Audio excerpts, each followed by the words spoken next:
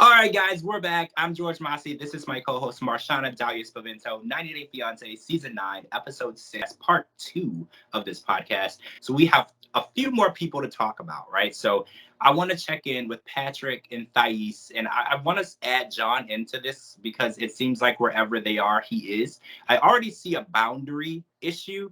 Like when she came home from the airport to her new home, he wanted to have champagne with him. He wanted to be in the kitchen with him. He's inserting himself in the relationship. And he made a comment last night, which made me realize that there was a boundary issue. He said that we're going to have to learn to be one big happy family. And I'm thinking, John, you don't have to be a big happy family with your brother and his soon to be wife. If you don't like her and things are not going well, you would need to move out and start your own life. And the way that he's trying to make it as though if I don't like her and I don't get along with her, she can't stay, shows that there is a huge boundary issue. And it kind of makes me feel like he feels like Thais is coming in to push him out and he's being defensive and aggressive about it. Well, here's the thing. I observed so many things in this triangle that we see going on here. I understand she came from another country, even though it's the morning. You might want to celebrate with a glass of champagne. She has made it to the United States. Let's have a toast. Okay? They had the toast. They went back to have a little, adult time, and they come back out. And, I get it. They're cooking, and they will have a lot of time in those common areas of the house as a unit, right? Where it's the three of them. So I can understand that. I think that you're right. He has to learn the boundary and when to scale it back. Because you went from champagne and now you're going to drink beer. There appears to be an issue with persistent, maybe even chronic alcohol use. Yeah. I don't know many people who would voluntarily want to live with a person who has that kind of relationship with alcohol. So she is correct. I don't see her as this person who's coming in to push everybody out of his life. But I do think she is concerned about how am I going to live? What kind of environment? She came from a very loving environment, back home in Brazil with her mother, her grandmother, her father. She's used to a certain kind of harmony in a household that I think she's wise enough to see she may not have here.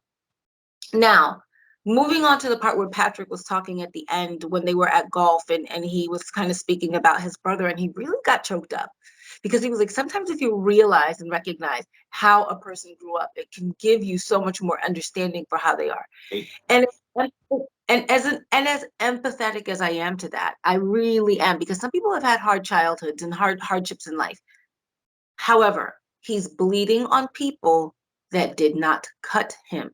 Yes. Did not cut you, John, and probably Patrick didn't even cut you, John. He needs some healing. And if he's using alcohol as a way to cope with whatever pain from childhood or disappointments or, abuse or mistreatment in life, that is not healthy. It's not only going to destroy his life and his ability to form relationships, get married, or whatever the case may be, he could also jeopardize his brother's ability to move on and start a family of his own. So there needs to be some healing. I don't want to come across as really judgy for John, because I don't know what his issues are, but they seem like they can be pretty serious, and I feel for everybody involved. I do. And I just want to bring up the one comment that he made about Thais being from Brazil and eating off of the floor is okay because where she's from, she should just be grateful. I was so offended. And I want to make sure that people who know all Americans are not like this. And we do not feel that if you're from a different country that you should be happy to even eat our scraps. That was an extremely nasty, vile thing that he said. And I really hope that Thais knows that not very many people, if any, in America feel that way. And we welcome you here. And we would never want to serve you food off the ground. And I just had to say that really hit hard, and I was embarrassed. At that moment, I was embarrassed because I didn't feel that anyone from any country should be spoken to and treated that way. Yeah, no, John was way out of line, and there is no defense for that kind of comment, because just because she's from Brazil and, oh, there's starving people in the world. Oh, yeah. And then he was like, exactly. That's what I'm saying. It was really harsh, and it was really wrong, and it was really nasty, and it was absolutely below the belt. And you should never disrespect somebody like that. Ever. And then you also added the point of like, if it's good enough for me, then it's good enough for you. Well, no, everybody ain't you. If you want to eat off the floor, you go ahead and do that. But she doesn't have to. And furthermore, this is why I feel like he needs to have a better relationship with alcohol. Because sometimes if you're drunk, you're going to say some stuff on national TV that's going to get you into trouble.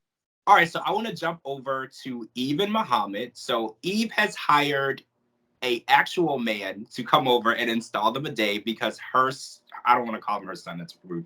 Her man boyfriend was unable to figure out how to install the bidet. And instead of him being grateful and happy that she had this done because this was very important to him, he made sure that she was aware that this was something that needed to be done. So her honoring his wishes, which I think was extra, she didn't even have to do that, he proceeds to scold her and yell at her and make her feel as though what she was doing was wrong, because in his Muslim religion and culture, it's wrong for a man and a woman who are unmarried to be in the same room together, which is ironically hypocritical because Eve and Muhammad are not married, yet they are living in the same home. So what bothers me is he picks and chooses the things in his religion that he wants to follow, but he is holding Eve to an extremely high standard in his religion, which he doesn't even hold to the standard of himself. Oh yeah, listen, Muhammad is so full of contradictions. It's ridiculous because as we know, they've had sex, they live in the same house, and that is against his, Islamic tradition. Now he's saying you cannot be alone with a guy, but she wasn't alone. You were at the house. I can understand if you weren't home and maybe, but he's sitting here and he's really judging her very harshly for trying to make him feel comfortable in a home, as if Eve doesn't already have enough on her plate. She has so much on her plate, it's not even funny. So I think that he's being highly selfish, highly selfish. And then also on Eve's part, you needed to realize and recognize who you were bringing into your home. Yes. Okay. Because she was like, we all know he met her with the bikini pictures and things like that. But those men who hold their Islamic tradition so high, you should have anticipated that he was going to expect a level of change from you. Yep. See, this is why people really need to do their research. We watch 90 Day Fiance the other way, and we watch a lot of people, especially Brittany, go over to different countries with no expectation, no understanding of how things would go. And even him coming to America from Egypt, they withhold their culture and religion to a very high standard in life. And Eve should have, definitely looked into that, done her research, and like she said, make a list, ask questions, communicate. What we are seeing in this season is just lack of communication. Just ask, what are the things that you would want me to do to help appease your religion, to make you feel comfortable? These are conversations you need to have with people before you ask them to marry you and bring them over to another country.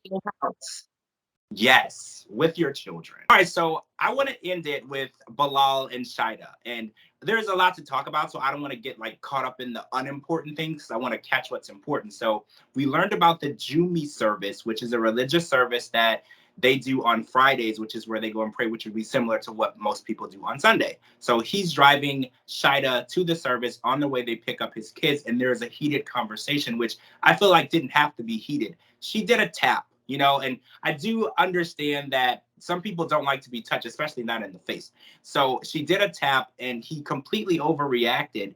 And the way that he treated her, he threatened to kick her out of the car. He even basically criticized how she was raised. He was like, well, where do you come from?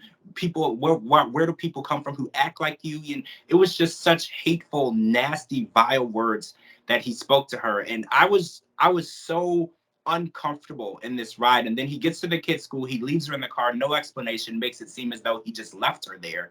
And then he kind of punished her throughout the day. He wouldn't really interact with her at the Jumi service. He wouldn't really interact when they got home, and then he wanted to cancel date night to punish her as though she was a child. I more than anything, just goes back to Trinidad and just lives a good life with someone else, because Bilal is incredibly controlling and manipulative.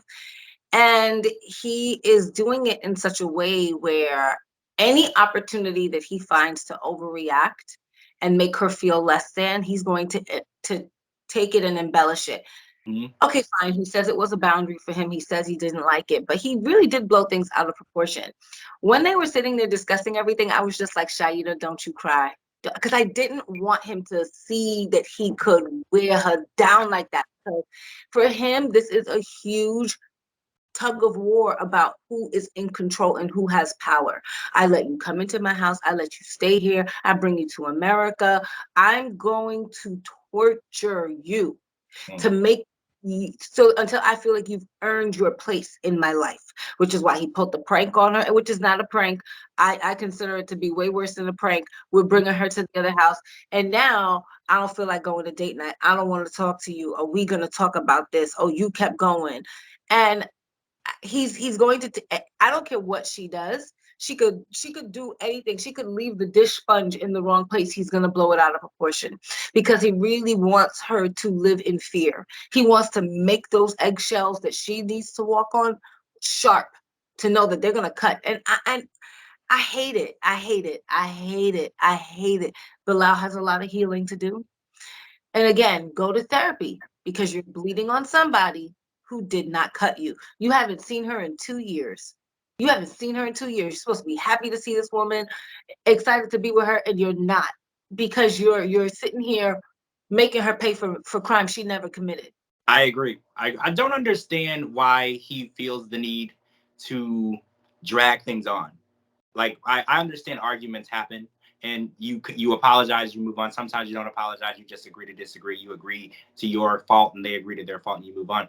I feel like he drags things out to make her feel uncomfortable and less than, and to feel as though this could all be taken away from me.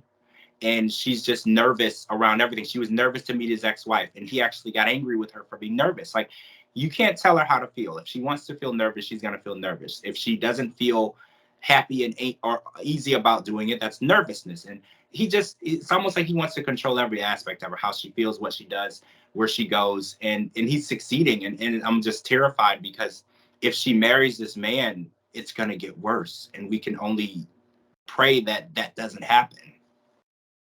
Yeah, and the last thing I want her to do is have children with him. And she really wants kids, and he's not the person to procreate with. So, Shaida, save yourself. Let's hope and pray that that's what ends the children, because we know that he doesn't want any, and we know that she absolutely does. So maybe that will be her way out and get her back on a plane to Trinidad so she can find the father of her children. Yep. All right, guys, that's it for part 2. I'm George Mossey. This is my co-host, Marshana Dahlia. Make sure you are live tweeting with us every Sunday night. We will be back tweeting about the show next week, and we're already 6 episodes in next week for number 7. I have no idea how many is in this season, but I know there's a lot more to come. I'm super excited to keep watching Patrick and Thais and John's story. They're like my favorite so far. So, all right, guys, thanks for joining us, and we'll talk to you guys really soon.